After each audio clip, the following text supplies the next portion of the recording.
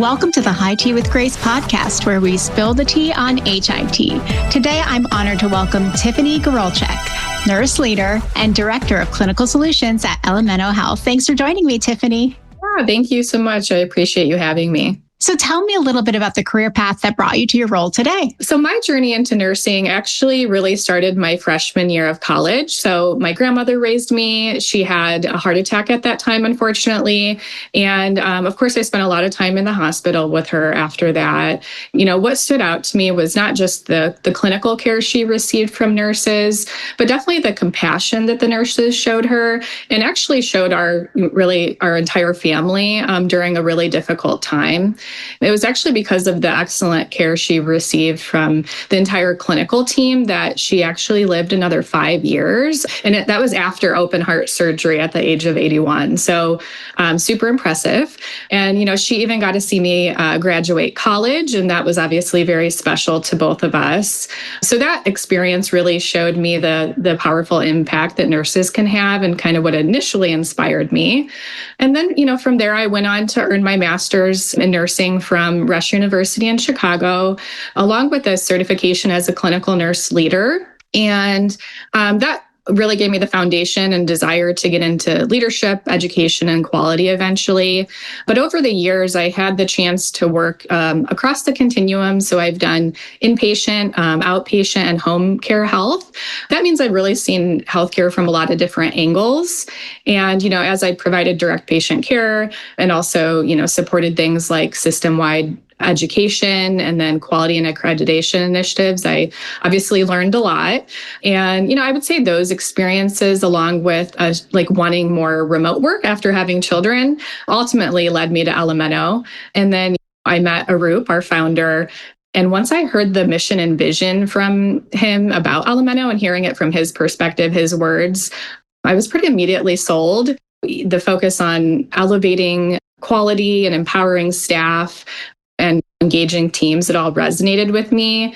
As a previous educator, I often had seen how localized or unit-specific training was a missing piece. The fundamentals were in place, but tailoring education to meet the needs of a specific team or unit, that was still often a work in progress. But yeah, fast forward now, I've been with Elemeno for 3.5 years in a variety of roles along the way. Today, as Director of Clinical Solutions, I partner with clients all the way from the pre-sale process, all the way through implementation. And I design tailored solutions to obviously support them and their team and provide that direct hands-on support. And then I also lead a team of clinical solutions architects. And together, we all guide clients through their journey with Elemeno to really set them up for long-term success. So I always like to say what, you know, makes our team unique as well is that we're all clinicians with diverse backgrounds. So everything we create is really tailored to meet the needs of the staff using our product. We like to use the motto for clinicians by clinicians. And really at the end of the day, my career path has kind of always been about supporting clinicians, leaders with the right resources and support. So at the end of the day, they can focus on what matters most, which is really providing care and outcomes for patients. Fantastic. And as we think about this clinical education and this world that you are in, how does microlearning differ from traditional training that was typically the norm? And why is it especially valuable in healthcare in this day and age? Yeah, that's a great question. So microlearning is really about breaking down education into short, focused, and digestible chunks. So something that staff can really digest and absorb in just minutes rather than hours. Like you said, if you think about that traditional training, it typically has meant sitting through a full class day or, you know, flipping through binders or spending hours on e-learning. So all of those formats can definitely feel very overwhelming for staff and also make the information very difficult to retain. I would say that in healthcare, microlearning is especially valuable because the frontline staff can't always step away for lengthy training. They need resources that really fit seamlessly into their workflow and their very busy shifts and schedules. So these short targeted lessons not only improve retention, but they also allow for that immediate application at the bedside or in the clinic, even in clinical research. So it could be as simple as maybe a quick checklist or a short video demonstration on how to perform a procedure or use a piece of equipment. But ultimately, the goal is really to provide staff with the education they need right when they need it.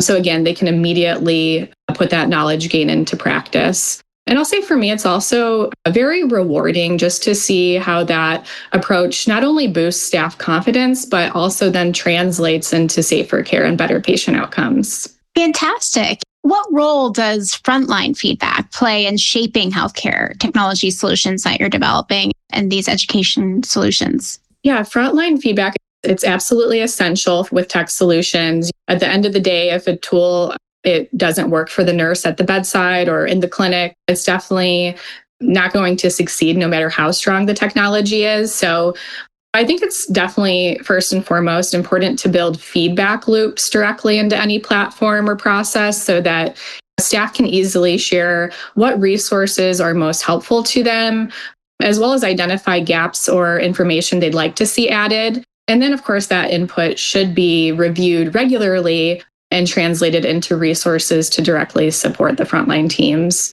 And my team has actually seen many cases where a frontline suggestion sparked the creation of an entirely new collection of resources. So one day is with a Skills Day initiative we partnered on with a client. Staff had informed leadership that traditional 8-hour day, that long format it felt pretty exhausting, of course. And they also wished that they could revisit educational materials after the Skills Day event. And that was kind of hit or miss. And sometimes they lose papers.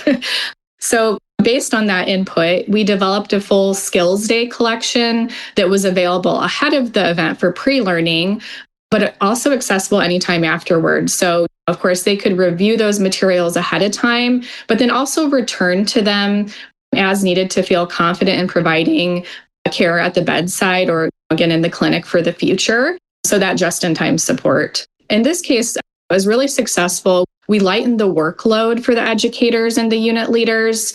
We not only condensed the Skills Day into a single 4-hour session, so really cutting that in-person time in half, but we also incorporated regulatory requirements. So topics like de-escalation, N95 or EKG testing, included those so that we could eliminate the need for an additional in-person training for that particular material. So the educators, they were really happy because we were able to expand the Skills Day curriculum across every single service line in their multi-hospital system. And we saw higher staff satisfaction as a result, better knowledge retention, and then also, of course, delivered a really strong financial return of investment for that healthcare organization. And that's just one powerful reminder that innovation isn't just about that top-down vision, but it's really co-creating solutions with the people that use them every day. Absolutely. And how do you really measure the success then of these programs that you're doing in these healthcare settings? Yeah. To measure success with healthcare technology, I'd say it's important to look at both the qualitative and quantitative outcomes. So on the data side, metrics like faster onboarding, reduced turnover, or improved compliance, those are all definitely powerful indicators that whatever work is being done within the organization is really making an impact. But I would say equally important is simply hearing a nurse say, this resource really helped me feel confident in a high stress situation, or this resource supported me in my new role. So I think those stories really matter just as much as the numbers. And one specific example that stands out is a nurse manager onboarding program that we created for a healthcare system. At first, I think leadership really viewed microlearning resources primarily as a tool for making things easier for the frontline staff. But I think once they saw the impact, they realized that approach could be valuable for leaders as well. It's kind of that realization, well, microlearning helped our staff with protocols and patient care. So why not support our new nurse managers with navigating all those new responsibilities that are unfamiliar, like finance, emergency preparedness, or regulatory readiness. So, of course, when we looked at the data for that initiative, it's pretty easy to identify reduced reliance on ad hoc trainings or kind of less dependency on senior leadership for those one-off questions. But again, that feedback from the new nurse managers, I would say, was the most telling, that they told us directly that those resources really gave them the confidence of stepping into new responsibilities to help them succeed in areas they never had formal training in before. In my opinion, true success is really when the data and the stories line up. You might have those nice metrics of improved efficiency or ROI, but obviously, I think the real win is knowing that both staff and leaders can feel empowered to really thrive in their roles. Absolutely. And do you find too that health systems are learning from each other in this process? Yeah, that's a great question. So absolutely.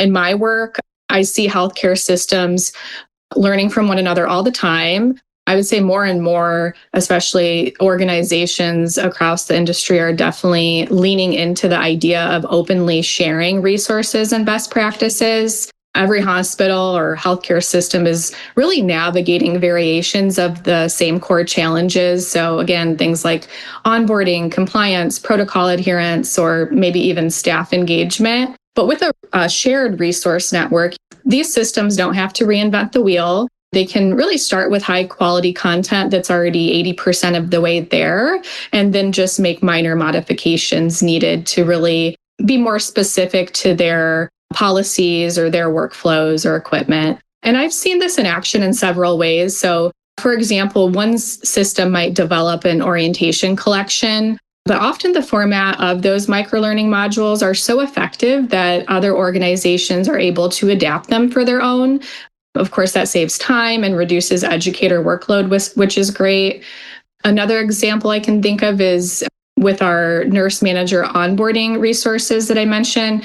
I saw those take on a broader impact because we started with one system and kind of a robust program for that system, but it quickly evolved into a template that other organizations were able to adapt and leverage. And then I would say more commonly, procedure specific resources, equipment specific resources, all easily adapted by other hospitals facing the same needs. So yeah, that kind of like cross sharing not only, of course, accelerates implementation of healthcare tech, but it also builds a sense of community. And organizations realize they're not alone, that others are really working through those same pain points, and together they can share solutions, share education that really ultimately improves safety and outcomes. So real power and collaboration in healthcare, it's not just about the tools or the resources, but I think also those networks so that people can, of course, support one another in being successful. As you're sitting in the middle of a lot of these cool innovations happening and helping with resources and training and education and more, what trends in healthcare technology are really exciting you the most right now as you're thinking about this space and even beyond, if you want to speak to that? Yeah, I'm especially excited about the potential of AI, of course, and also the continued growth of integrations between platforms. With AI specifically, I think there's obviously still a lot of room to grow, but my team, we actually use it in our content management system to generate ideas for things like titles or short descriptions of our resources. Looking ahead, I see AI evolving to help us stay even more aligned with our content design principles. So I think of perhaps that helping us continue to make sure we ensure that consistent language and structure across our resources for various organizations. Obviously, this consistency matters, so users aren't spending too much time kind of making sense of layouts. They're really focusing on absorbing the educational content instead. Right now, our clinicians and producers actually ensure this manually, but having AI as a partner in that process obviously would only strengthen the quality and efficiency of our work. So excited about that for sure. And then integrations, also another exciting area. For example, microlearning resources can be embedded directly into EHR workflows, EHR standing for electronic health records. And it gives staff that just-in-time education at an exact point of documentation.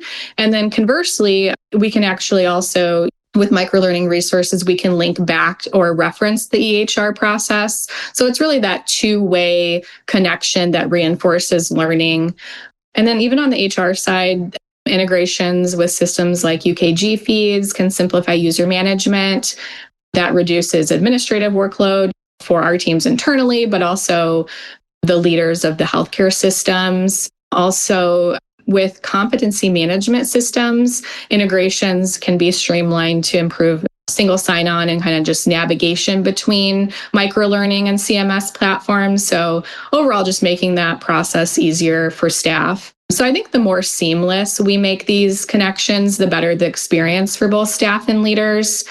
And yeah, I think that's where healthcare is headed, just kind of towards a more intelligent, integrated technology, kind of that direction that removes friction for clinicians. So again, they can focus on what really matters, which is caring for their patients. Absolutely. And as we finish off this trend side of the house of this conversation, what challenges have you found organizations are facing when they're rolling out new technologies? And what are recommendations you give them to overcome those challenges? Yeah, great question again. I would say change fatigue is very real in healthcare, and healthcare staff are constantly being asked to adapt. So it's really critical that any new technology is actually simplifying their work and not complicating it. So things like quick wins, a strong champion engagement, and demonstrating value right away can make all the difference.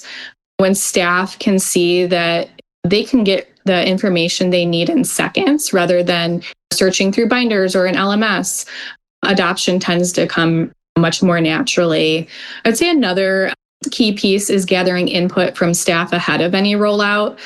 So surveying staff to understand their pain points, whatever knowledge gaps they have, and they're also just their preferred ways of being supported, really ensures that the solution is addressing real needs and, again, doesn't feel like a burden, but is really helping them out. And my team has seen or supported really this type of process. And from that feedback, of course, we develop just-in-time resources and a quick how-tos or short video demonstrations. And we've had times where staff they've been involved with creating those videos. And because of that, well, they had a lot of fun with it. But because they had kind of a hand in shaping the content, of course, engagement and excitement kind of grew naturally. Staff felt kind of that ownership of the education, and then leaders saw greater awareness, which really just allowed the rollout to build momentum more quickly. And what really helps overcome resistance is also positioning new tools as a one-stop shop for frontline support, if possible, of course. So instead of juggling multiple systems or binders, emails, staff can just rely on a single place for protocols, team communication, and so on. And really having that single source of truth, it'll help streamline their workflows, but it also builds trust, especially when the resources are clearly marked as current and up to date. So all in all, I think adoption really sticks when staff are involved in the process and they see immediate value, and also when everything is consolidated into one central hub. Fantastic. Now, my listeners love to hear about trends happening in the space, so thank you for being so generous with your wisdom. But we also love to hear about what drives women in healthcare technology that are leaders like yourself. What is something that just makes you tick, like your North Star, the thing that just keeps you going? I kind of always think of like impact through innovation. I would say that I really thrive on opportunities to improve both patient care and staff experience by bridging clinical workflows with technology. And of course, that's what drew me to my current role. Having worked as a system educator and as a direct care nurse, I bring a unique perspective because I understand what the frontline staff need from a just-in-time learning perspective, while also appreciating the fundamentals required for things like accreditation or compliance purposes, which leadership tends to prioritize. So for me, it's also incredibly rewarding to simplify complex processes and create that bite-sized education that empowers staff to feel confident. And now in my current work, I get to really extend that impact through a much larger scale because we're supporting thousands of nurses across the nation through multiple organizations.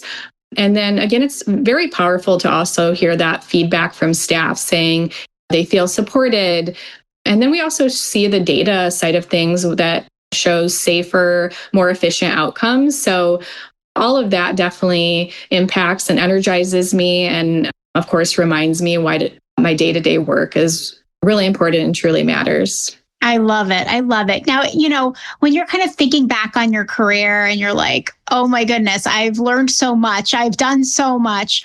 What piece of advice would you give your younger self when you're thinking about what it's taken to become a nurse and get into innovation and education? What's that piece of advice you'd love to leave for our listeners? Yeah. So, healthcare and healthcare tech are certainly evolving faster than ever now.